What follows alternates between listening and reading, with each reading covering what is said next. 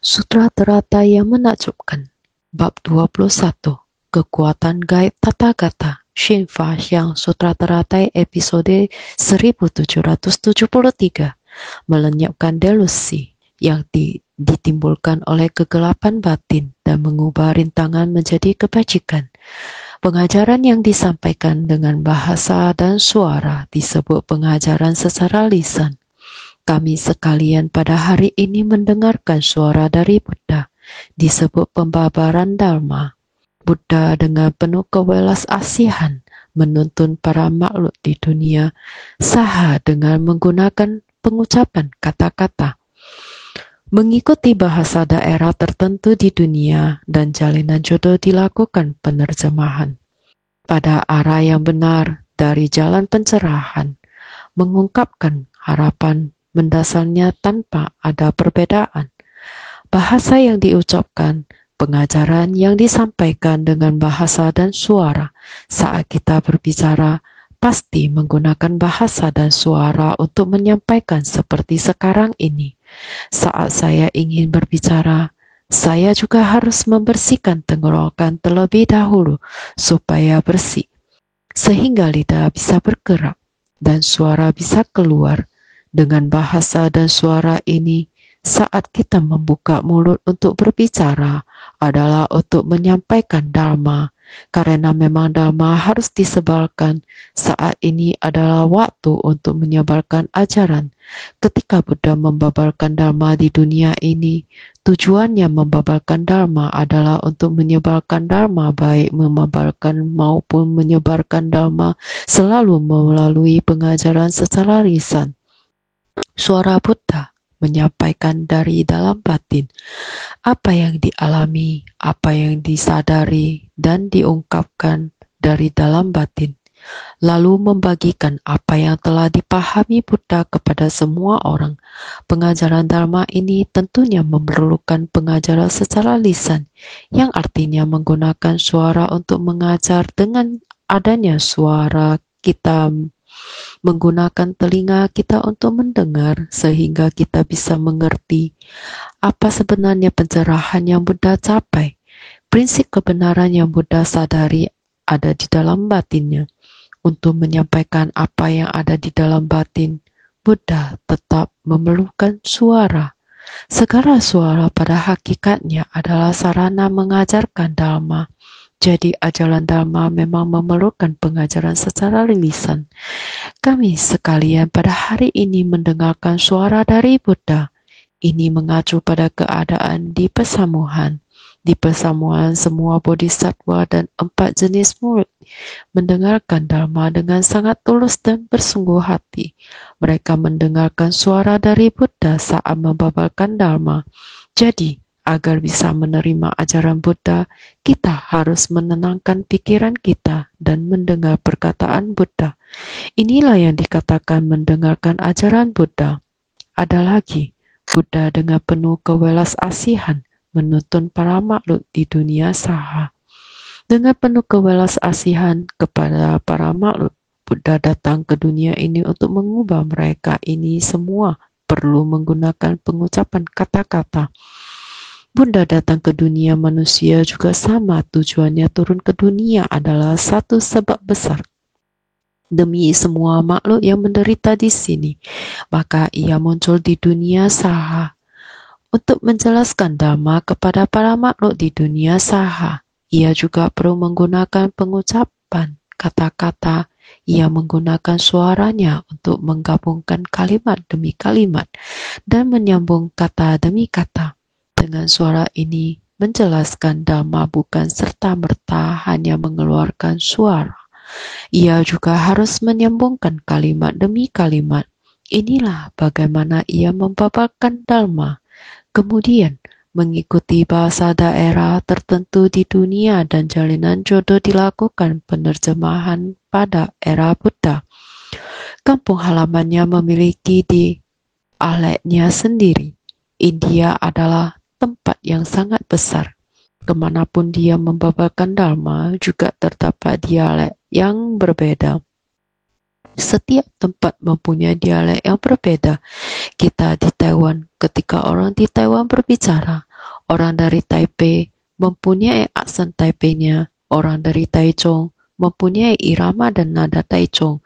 Begitu juga dengan Kaohsiung dan Ilan.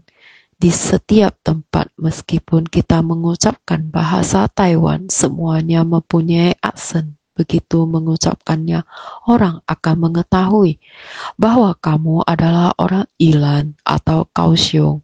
Dari irama dan nada mereka berbicara, kita akan tahu untuk membedakan aksen lokal mereka. Jadi, ketika Buddha membabalkan Dharma, bahasanya berkesinambungan. Tetapi ada orang di beberapa tempat yang tidak bisa memahaminya. Taiwan juga memiliki dialek Hakka. Dialek Hakka juga terbagi menjadi beberapa jenis. Ada di antaranya yang juga tidak kita pahami. Inilah perbedaan bahasa. Pada zaman Buddha, kampung halamannya juga seperti ini. Jadi, ketika dia membabalkan Dharma, juga harus mengikuti bahasa daerah tertentu di dunia dan jalinan jodoh dilakukan penerjemahan. Perlu diterjemahkan dulu. Sang Buddha mengikuti para makhluk dengan berbicara bahasa yang berbeda, atau ada orang di samping yang menerjemahkan. Oleh karena itu, walau bahasa berbeda, yang dikatakan tetaplah sama. Dharma adalah dhamma benar, jadi pada arah yang benar, dari jalan pencerahan. Buddha mengungkapkan harapan mendasarnya, tetapi suara atau bahasa yang diucapkan ada perbedaan. Jadi tempat di mana orang-orang tidak mengerti, diperlukan orang untuk menerjemahkan. Seharusnya demikian. Ini semua bergantung pada suara. Suara diucapkan, lalu orang lain menerjemahkannya. Ini karena tempatnya berbeda. Ini seperti sekarang, tahun 2020 pada tanggal 3 Mei. Hari semangat besar dilakukan secara global dan diterjemahkan ke dalam bahasa secara bersamaan. Semua orang melafalkan dan berbicara bersama. Hanya saya yang berbicara. Tetap di 50 negara orang-orang mendengarkan dan semangat secara bersamaan. Masing-masing memiliki penerjemah. Jadi bisa dikatakan bahwa bahasa dan suara digunakan untuk menyampaikan maksud ajaran orang yang berbicara. Akan menjelaskan sejauh pemahamannya terhadap Dharma, sedangkan penerjemah harus menyesuaikan diri dengan maksud si pembicara dan menerjemahkannya. Oleh karena itu, semuanya bergantung pada suara. Suara adalah sarana untuk memasukkan Dhamma ke dalam telinga dan memahaminya. Itulah pentingnya suara. Bukan hanya suara yang perlu diterjemahkan, bahkan tulisan pun harus diterjemahkan. Karena perbedaan bahasa, maka tulisan pun berbeda. Pada zaman Buddha berbicara, meskipun tidak langsung dicatat atau dituliskan setelah Buddha wafat, orang-orang mulai menggunakan berbagai cara untuk mencatat ajaran baik dengan ukiran batu, ukiran daun, atau pahatan kayu. Mereka berusaha sekuat tenaga untuk menuliskan Dharma, ajaran yang mereka dengar. Potongan-potongan ajaran itu kemudian dikumpulkan dan diedit, dan dari sanalah munculnya tulisan. Oleh karena itu, ajaran Buddha Dharma telah melalui banyak master besar, para bisu agung yang berbudi luhur, yang berdedikasi untuk belajar selama rentang waktu yang sangat panjang ini. Ajaran itu kini hadir di hadapan kita. Kita dapat melihat sutra, membacanya, melafalkannya, mempelajarinya, menelaahnya, membicarakannya, dan mendengarkannya. Ini adalah berkah kita dalam kehidupan sekarang ini. Kita masih bisa menerima Dhamma yang diajarkan Buddha lebih dari 2000 tahun yang lalu, baik dalam bentuk tulisan yang telah melalui berbagai macam terjemahan, maupun dalam bentuk suara yang semakin banyak dibawakan oleh berbagai orang dengan bahasa yang berbeda. Semua ini memiliki tujuan yang sama, yaitu untuk menyebarkan Dhamma. Meskipun cara penyampaian dan dialeknya berbeda, maknanya pada dasarnya sama. Tidak lain adalah untuk membimbing semua makhluk. Kitab Sutra Lotus bab demi bab, kali demi kali, Buddha membabalkannya selama lebih dari 7 tahun, mendekati 8 tahun. Membabalkan sutra teratai ini menunjukkan betapa banyak sesi yang diadakan. Jadi setiap kali pertemuan dikumpulkan, itu adalah sebuah pertemuan besar yang dimulai kembali, sekali demi sekali. Oleh karena itu, kali ini pun para Buddha dan Bodhisattva berkumpul kembali. 8 kelompok makhluk surgawi dan naga juga datang untuk melindungi Dharma. Masing-masing duduk di bawah pohon mustika, duduk dengan tenang. Semua telah tertata dengan rapi. Dan ketika semua telah duduk dengan tenang, suasana pun menjadi hening. Buddha Sakyamuni dan para Buddha di bawah pohon mustika itu memperlihatkan kekuatan gaib selama 100.000 tahun penuh. Setelah itu menarik kembali lidah mereka dan melegakan kerongkongan secara bersamaan, lalu menjentikkan jari dengan serempak. Sutra Teratai bab 21, Kekuatan Gaib Tathagata. Benar, ini merujuk kepada Buddha. Mereka kembali berkumpul mengeluarkan suara. Dengan suara ini mereka bersiap untuk berbicara. Suara tersebut tidak hanya berasal dari tenggorokan, menyesuaikan sedikit dari dalam mulut. Bersiap untuk mengeluarkan suara. Terdapat juga Buddha yang bersiap untuk berbicara. Semua orang bersukacita, sehingga menjentikkan jari dengan serempak, menunjukkan rasa sukacita. Pasti sukacita, sangat gembira. Ini menunjukkan rasa sukacita. Sang Buddha juga ingin mengungkapkan dengan bebas tentang hakikat dasar. Pada saat ini adalah waktu yang sangat bersukacita untuk semua orang. Telah menanti untuk waktu yang lama. Bagian naskah sutra selanjutnya. Dua suara ini memenuhi semua dunia Buddha pada 10 penjuru. Semua bumi bergetar dalam 6 jenis goncangan. Sutra Teratai bab 21, Kekuatan Gaib Tathagata. Bersungguh hatilah dengan baik. Lihatlah Buddha bersama para Buddha dan Bodhisattva telah tiba.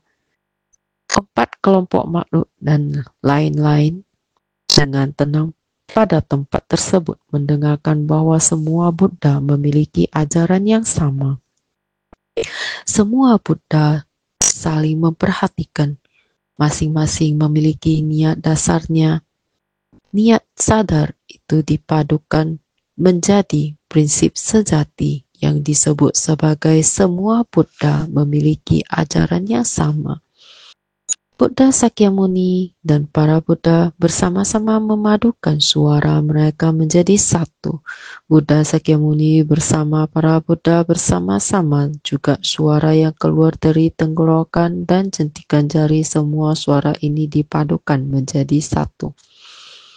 Memenuhi semua dunia Buddha pada 10 penjuru. Semua bumi bergetar dalam 4 jenis goncangan. Waktu ini mengartikan bahwa banyak orang yang hadir. Para Buddha dan Bodhisattva juga hadir, juga turut hadir 4 kelompok murid dan dewa. Dari 8 penjuru, tempat ini penuh sekali. Ladang pelatihan ini baik di atas maupun bawah. Semua penuh dengan rasa sukacita.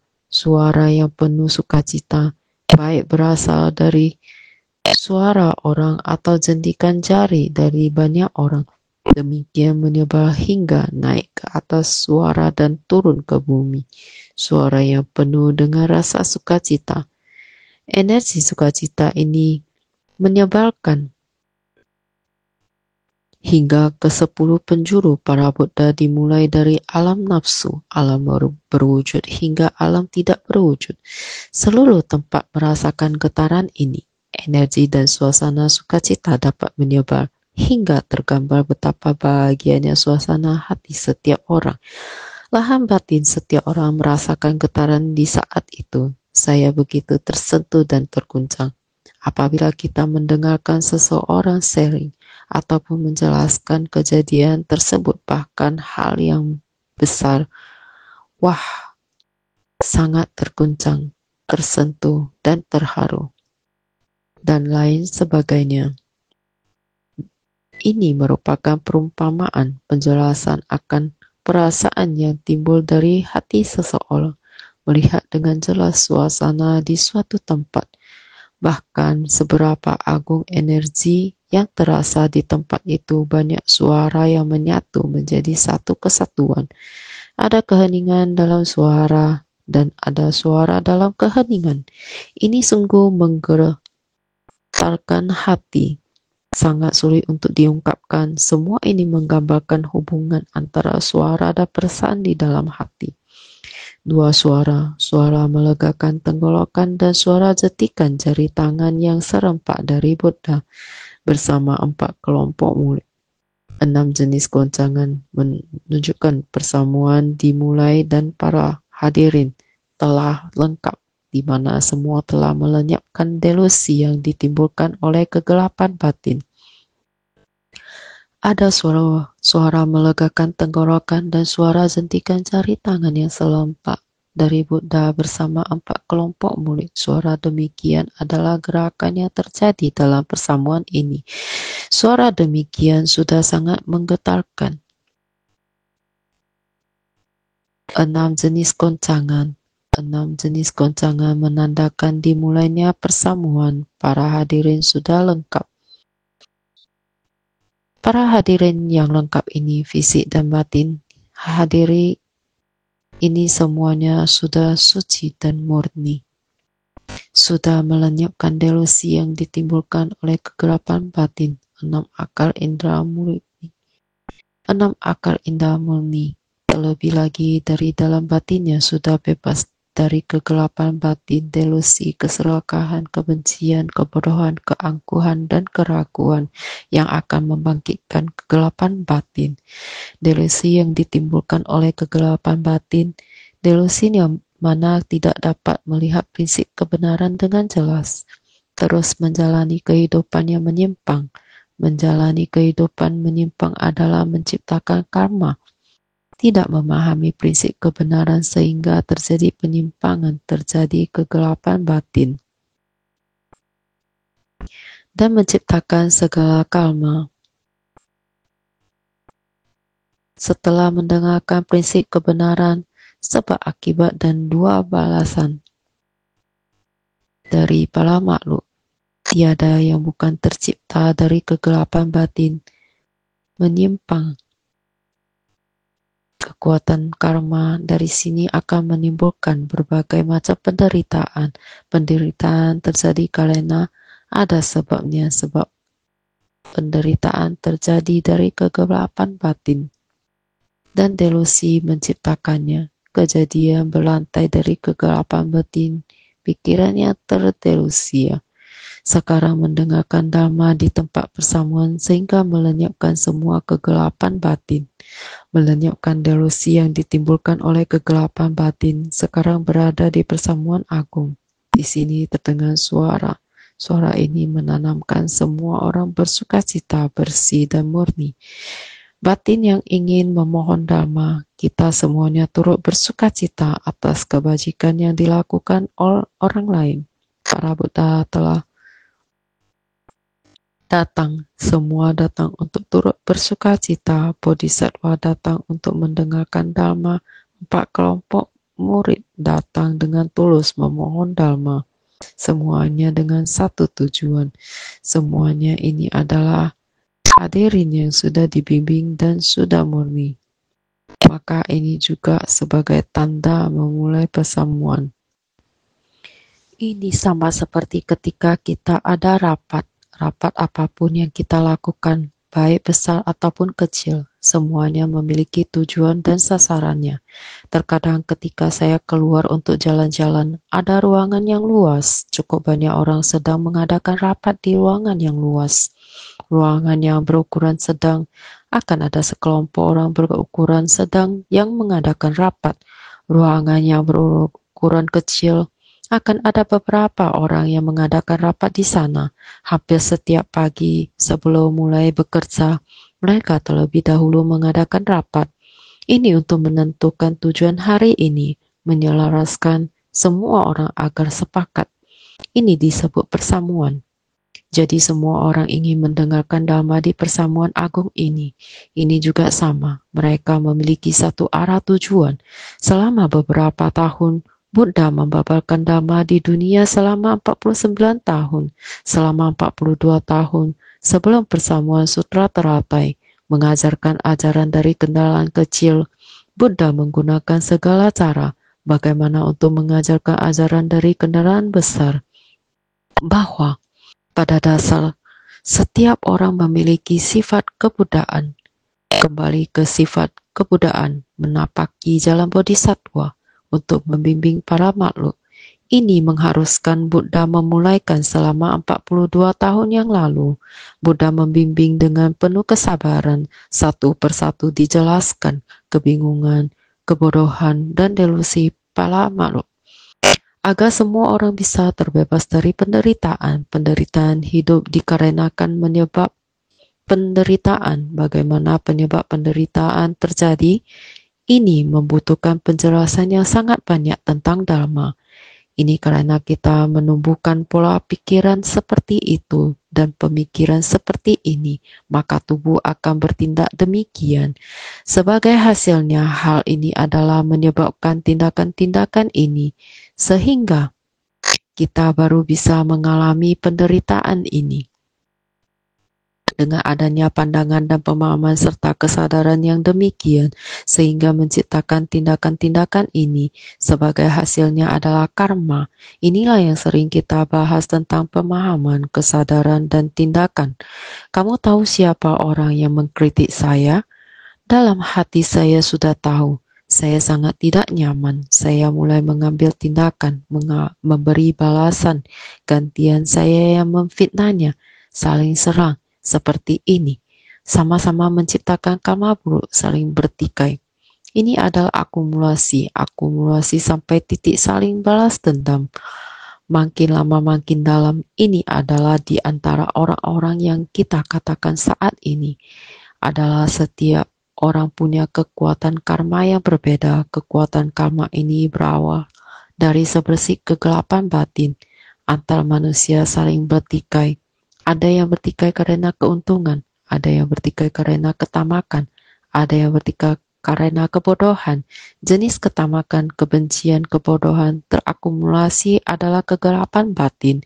Semua ini orang juga tidak tahu, melakukannya semaunya. Sang Buddha harus sangat susah. Harus bagaimana mengubah sifat kebiasaan buruk para makhluk. Harus memberi obat yang tepat terhadap penyakit. Memberi pengajaran sesuai kapasitas obat sebagai dharma. Ini menghabiskan waktu yang panjang, 42 tahun sudah berlalu. Sang Buddha merasa waktu terus berlalu, tidak berhentinya terakumulasi. Yang tersisa Dhamma Buddha, ajaran Sang Buddha, sudah terakumulasi sampai di sini.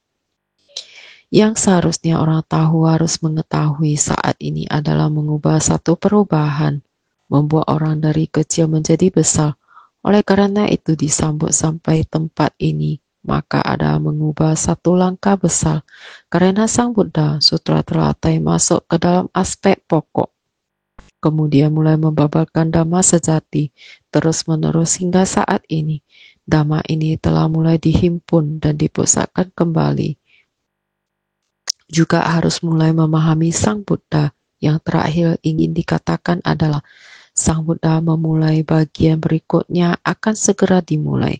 Aspek pokok sudah hampir terakhir. Maka di tempat ini, pertemuan agung ini sudah hampir berakhir. Semua orang telah melatih diri begitu lama mengenali Dhamma hingga saat ini. Yang harus dilatih seharusnya telah terlatih. Jalan Bodhisattva yang ditapaki juga sedang dijalani. 4 kebenaran mulia, 6 paramita, 12 nidana, pendidikan yang berkembang dari Dhamma 4 kebenaran mulia. Bodhisattva mempraktikkan 6 paramita dan puluhan ribu praktiknya. dan juga telah masuk ke tengah masyarakat. Semua orang juga memahami Dhamma 12 nidana.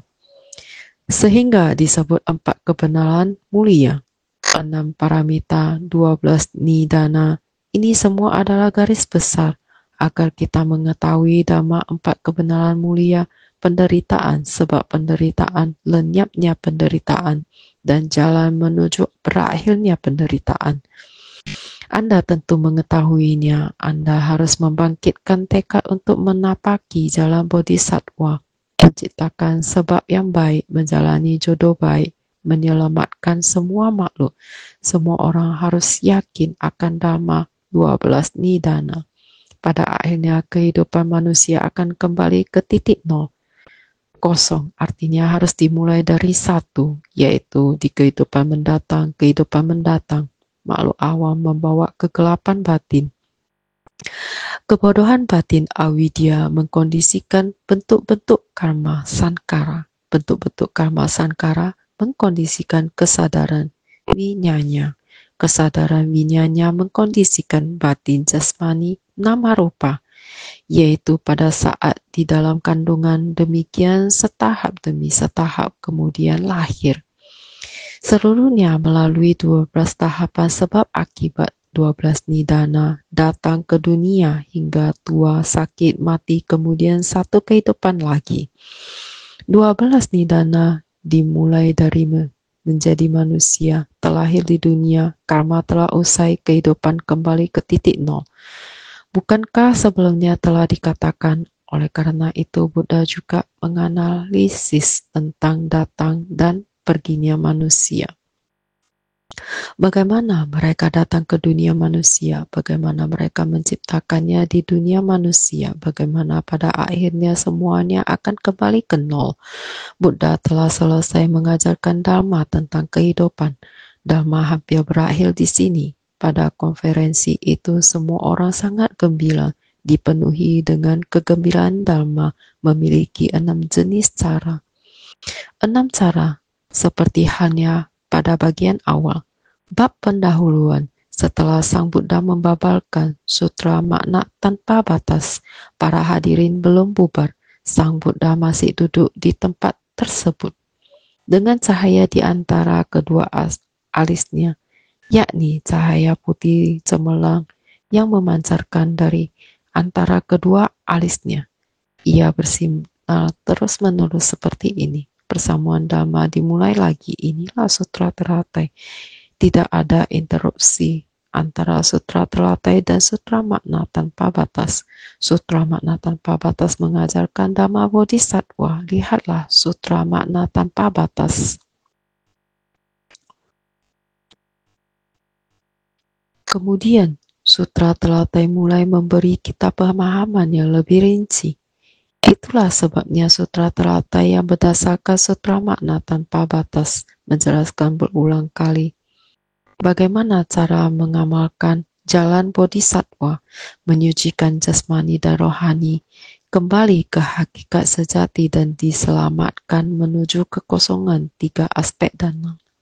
Inilah kemurnian bodhisattva memahami kekosongan dari 3 aspek dalam berdana, yaitu tidak berdiam pada wujud aku, wujud manusia, wujud makhluk hidup. Artinya, saat menolong sesama, tidak merasa bahwa aku adalah pemberi, tidak menghitung sudah berapa banyak yang diberikan, dan tidak memandang orang lain adalah penerima belas kasih. Memberi tanpa pamrih seperti ini, selain memberi tanpa pamrih juga masih harus bersyukur atau kan'en, karena masih dapat memberi saat menolong sesama, hati tetap tenang, tanpa hambatan dan keterikatan. Karena tiada keterikatan, maka tiada perhitungan. Tanpa perhitungan, maka tiada penderitaan. Tiada penderitaan, maka tiada ketakutan. Tiada rasa rugi maupun cemas. Hati menjadi leluasa, itulah Dharma. Dhamma telah mencapai puncaknya. Persamuan ini, saatnya persamuan ini berakhir. Ini disebut persamuan dimulai dan para hadirin telah lengkap. Saat ini para hadirin telah lengkap. para Buddha dan Bodhisattva sudah datang, 4 kelompok murid sudah datang, 8 kelompok dewa dan naga juga sudah datang. Dalam persamuan ini, mereka yang hadir adalah makhluk-makhluk suci yang telah melenyapkan kegelapan batin dan delusi. Batin jasmani mereka telah menjadi murni dan jernih, di mana semua telah melenyapkan delusi yang ditimbulkan oleh kegelapan batin. Kemudian adalah Buddha Sakyamuni dan para Buddha belahan raga melegakan tenggorokan dan menjentikkan jari tangan. 2 jenis suara ini memenuhi semua dunia Buddha. Pada 10 penjuru, semuanya diliputi gema getaran. Artinya Buddha Sakyamuni dan para Buddha belahan raga persamuan Dharma sebelum melakukan persamuan Dharma mengeluarkan suara seperti ini, melegakan tenggorokan dan mencentikkan jari tangan. Kedua suara ini sangat nyaring atau bergema ke seluruh atau 10 penjuru dunia, menembus surga dan neraka, semuanya dapat mendengar, semuanya diliputi gema getaran. Suara tersebut menggema ke seluruh dunia sangat nyaring. Jika kita menganggapnya sebagai dunia kita, manusia, sel alam semesta kecil manusia. Sama seperti dosen-dosen university, ceci kita Profesor Liu Weizhong dan dosen Geng Nianji. Penelitian mereka, proses penelitian pada tanaman itu datang untuk berbicara kepada saya dan melapor kepada saya. Penelitian saya terhadap hal ini telah berhasil dan saat ini sedang berjalan. Mereka semua adalah tanaman. Bagaimana tanaman ini tumbuh? Cara menaruhnya di toples ini transparan. Di dalam transparan, ia bertumbuh. Bakteri pada tanaman mereka tidak terlihat oleh mata Anda. Namun hal ini tidak terlihat oleh mata telanjang dan dapat menghasilkan lebih dari 40.000 belahan. Ia terus membelah diri seperti ini dan kita tidak dapat melihat apa yang terjadi. Tetapi jika kita melihatnya di bawah mikroskop, kita dapat melihat apa yang terbelah dan dihasilkan. Sungguh menakjubkan. Di dunia botani, kami melakukan penelitian di ruang penelitian menggunakan mikroskop untuk melakukan penelitian. Kita dapat melihatnya sedang bereproduksi. Sungguh menakjubkan. Benda-benda ini memiliki obat-obatan dan perawatan masing-masing untuk tubuh manusia. Mereka efektif untuk tubuh manusia, dari kulit hingga organ dalam. Dari kulit hingga organ dalam, semua jenis tanaman memiliki manfaatnya. Mendengar ini dari dalam lubuk hati saya sangat mengejutkan. Seperti dunia alam semesta kecil tubuh manusia, kita sendiri juga sedang bersinar. Dengan sel yang sama, juga selalu bertepuk tangan. Ini disebut deskripsi. Ini semua sama di 10 penjuru dunia. Semua bumi di dunia-dunia pada 10 penjuru ikut bergetar, menunjukkan telah menghapus kegelapan batin dan mengubah rintangan menjadi kebajikan. Penampakan guncangan dalam 6 cara berbeda adalah seperti 6 macam guncangan ketika Buddha membabarkan Dhamma sebagaimana disebutkan dalam bab pendahuluan. Semua bumi di dunia pada 10 penjuru ikut bergetar. Semua bumi di dunia pada 10 penjuru telah bergetar. Perasaan terharu dan terkejut, itulah yang membuat sel-sel kegembiraan terus berlipat ganda. Dari mana suara itu berasal? Saya pun berkata kepada profesor itu. Saya berkata, Anda berkembang biak seperti ini. Seperti ini, seperti ini. Apakah Anda mendengar bunyinya? Dia berkata, ya, seharusnya ada gelombang suara. Saya berkata, iya, ada irama. Seharusnya ada gelombang suara. Apakah kamu sudah teliti mempelajari pertumbuhan dan jenis gelombang apakah yang dimilikinya? Dia berkata, baiklah, setelah saya kembali, saya akan memperhatikannya dengan seksama. Ia tumbuh mengikuti irama ini. Ada suara, dan bakteri tersebut akan kembali ke spesies mereka sendiri. Profesor mengatakan kepada saya, mereka adalah spesies, mereka bisa menjaga diri mereka sendiri. Mereka terus berkembang biak. Namun ada spesies yang lain. Dia ingin menggabungkan spesies lain dan menyatukan mereka.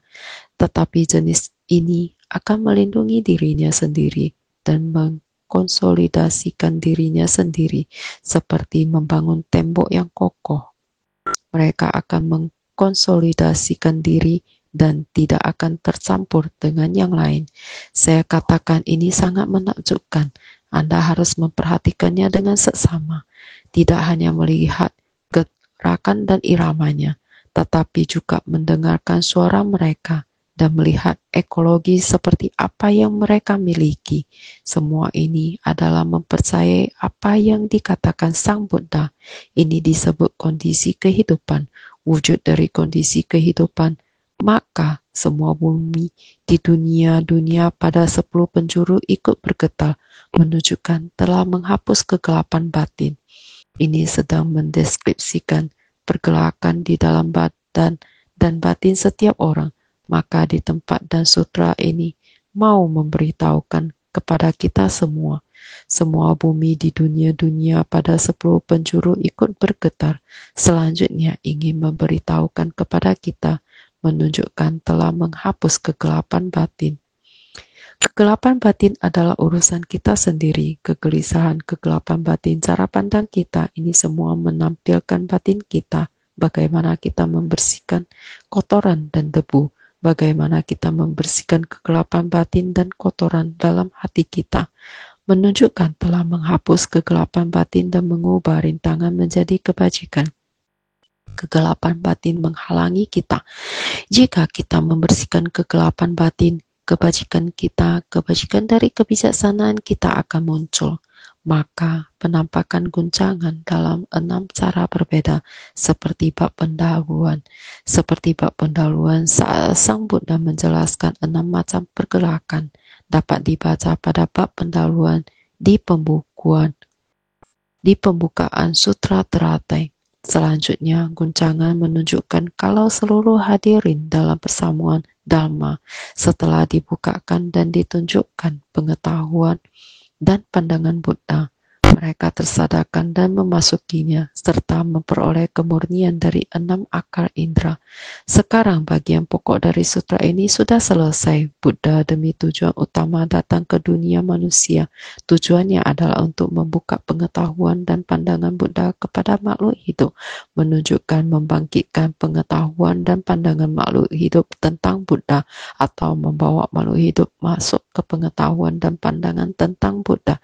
Jadi guncangan ini berarti menunjukkan kalau seluruh hadirin dalam persamuan Dhamma setelah dibukakan dan ditunjukkan pengetahuan dan pandangan Buddha, mereka tersadarkan dan memasuki.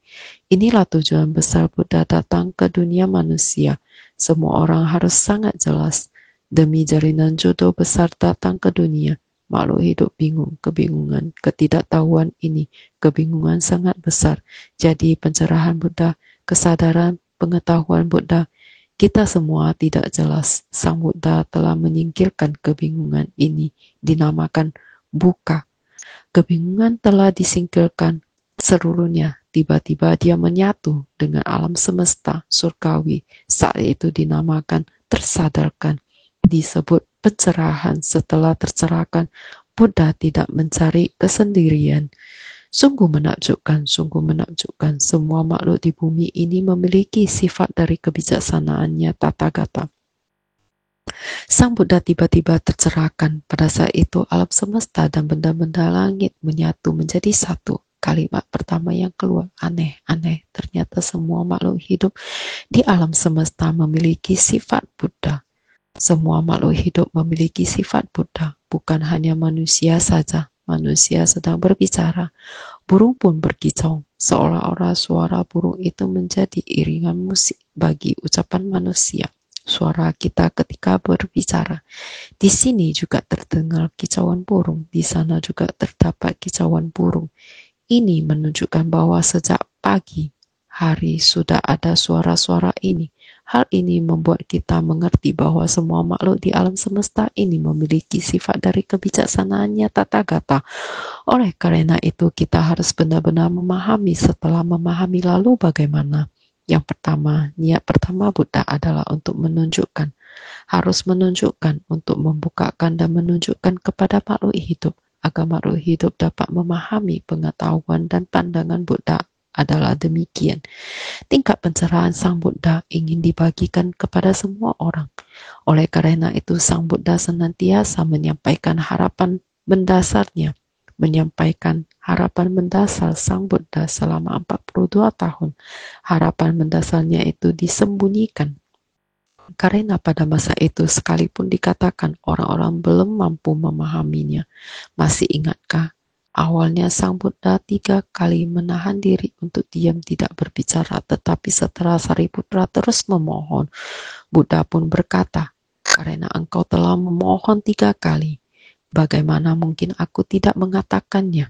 Ketika akan mulai menyampaikannya, berapa banyak orang yang meninggalkan persamuan itu?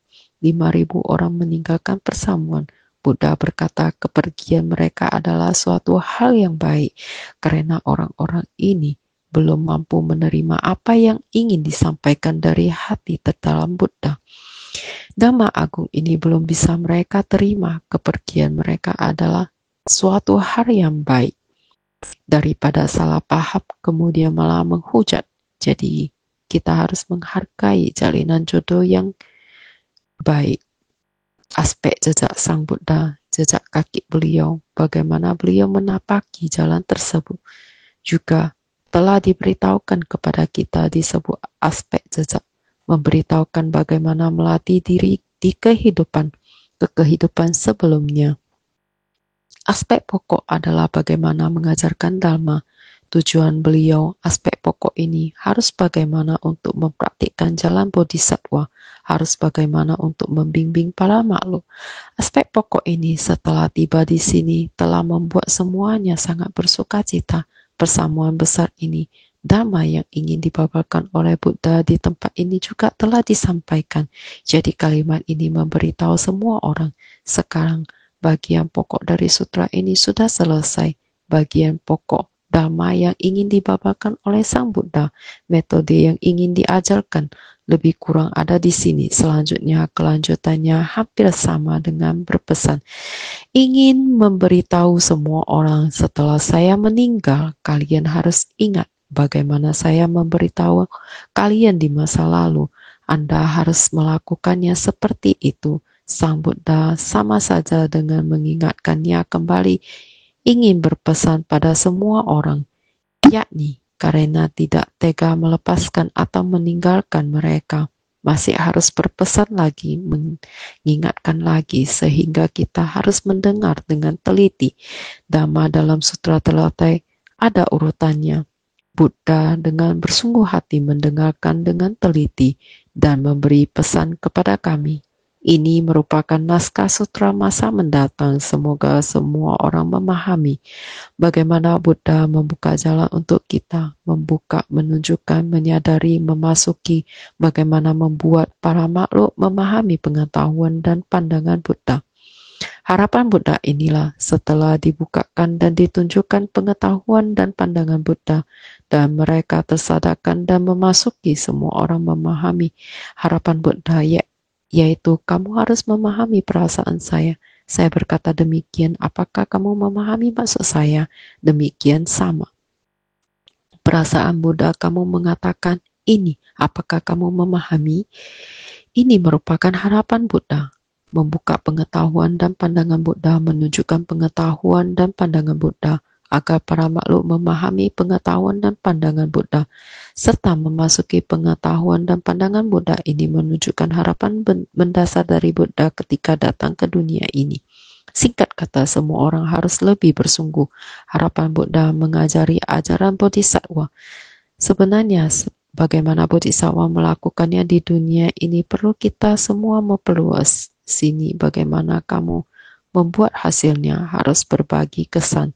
Juga sama, bagaimana dengan kesan batin kamu, semua sama, masalah di dunia Kita semua harus lebih bersungguh hati memasuki harapan Buddha, bersungguh hati Dhamma ada dalam kehidupan sehari-hari, sehingga kita harus senantiasa lebih bersungguh hati.